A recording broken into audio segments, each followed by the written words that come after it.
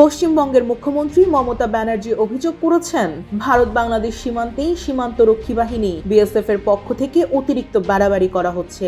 একই সঙ্গে তিনি দাবি করেন, ভারতীয় নাগরিকদেরও জোর করে প্রতিবেশী বাংলাদেশে পাঠিয়ে দেওয়া হচ্ছে। সোমবার কোচবিহার জেলায় প্রশাসনিক বৈঠকে মুখ্যমন্ত্রী বলেন, ভারতের নাগরিকদের বাংলাদেশে পাঠিয়ে দেওয়া হচ্ছে। রাজ্য পুলিশকে বলছি, ভয় পাবেন না, সক্রিয় হন, নাকা চেকিং বাড়ান। কোচবিহারের সীমান্তবাসীদের হয়রানির প্রসঙ্গ টেনে মমতা বলেন, কেউ বাংলায় বললেই সে বাংলাদেশি নয়। ভাষার ভিত্তিতেই মানুষের পরিচয় নির্ধারণ করা ভুল। যেমন পাকিস্তান ও ভারতের পাঞ্জাবের মানুষ পাঞ্জাবি বলেন, তেমনি বাংলার মানুষ বাংলা বলবেন, এটাই স্বাভাবিক।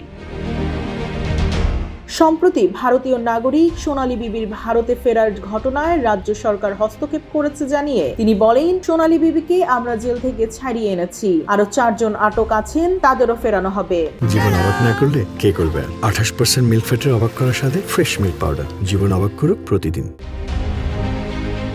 রাজ্যের আইন শৃঙ্খলা প্রসঙ্গে তিনি বলেন, আগে এক বেলায় 3-4 বার পুলিশ ভ্যান টহল দিত, এখন দেখা যায় না। এটা ঠিক নয়, দিনরাত টহল দিতে হবে।